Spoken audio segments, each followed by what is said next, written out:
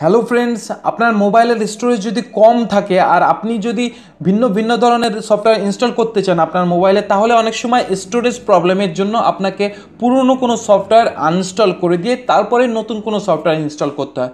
তো আজকে আমি যে ট্রিকটা দেখাবো তার সাহায্যে আপনাকে পুরনো কোনো সফটওয়্যার আনইনস্টল করতে হবে না, আর কোনো রকম সফটওয়্যার আনইনস্টল না করেই আপনি নতুন সফটওয়্যার ইনস্টল করতে পারবেন। তো চলুন বন্ধুরা, দেখে নেওয়া যাক কীভাবে করবেন।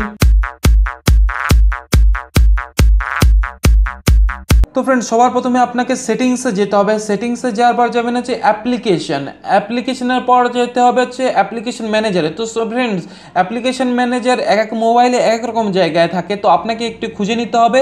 খুঁজে নেওয়ার পর অ্যাপ্লিকেশন ম্যানেজারে আসার পর দেখবেন হচ্ছে এখানে আপনার মোবাইলে যে যে সফটওয়্যার আছে সবগুলো শো করবে এখানে।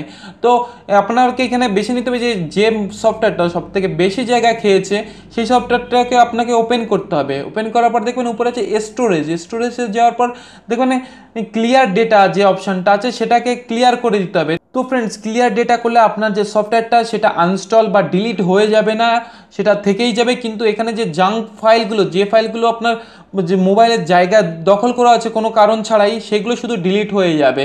তো আপনি যদি পরে ফেসবুকে লগ ইন করেন তো নর্মালি আপনার যে ফেসবুক অ্যাকাউন্ট সেটাই চলবে। তো এখান থেকে আমি ব্যাক করছি। ব্যাক করে আসার পর দেখুন আমার যে ফেসবুক সফটওয়্যারটা সেটা এখানে আছে, ডিলিট বা আনইনস্টল হয়নি। তো এবার আমি যাচ্ছি গুগল প্লে স্টোরে যাওয়ার পর আমি ইনস্টল করার একটা চেষ্টা করছি। দেখুন আমার যে সফটওয়্যারটা বা গেমটা যেটা সেটা ইনস্টল হওয়া শুরু হয়ে গেছে। আমি এখন ইনস্টলটা ক্যান্সেল করে দিচ্ছি। ফ্রেন্ডস, আমি আরও দুটো ট্রিক বলছি যার সাহায্যে আপনি আপনার মোবাইলের স্টোরেজ ফ্রি রাখতে পারবেন। তো সবার প্রথমে আপনাকে ফাইল ম্যানেজারে যেতে হবে। ফাইল ম্যানেজারে যাওয়ার পর ডিভাইস স্টোরেজে যাবেন এবং এখানে যে অ্যান্ড্রয়েড ফোল্ডারটা আছে এটা ডিলিট করে দেবেন। এটা ডিলিট করলে আপনার মোবাইলের কোনো প্রবলেম হবে না, এটা শুধু শুধু জায়গা দখল করে থাকে অনেক। আমি কিছু সময় আগে এই ফোল্ডারটাকে ডিলিট করেছিলাম, যার জন্য এখানে সাইজটা খুবই কম দেখাচ্ছে, কিন্তু আপনি গিয়ে দেখবেন আপনার মোবাইলে যদি আপনি এটা ক্লিয়ার না করেন তাহলে সেটা অনেক জায়গা দখল করে আছে। তো এটাকে ক্লিয়ার করে দেবেন, তাহলে আপনার যে স্টোরেজটা সেটা প্রবলেমটা অনেকটাই কম হবে।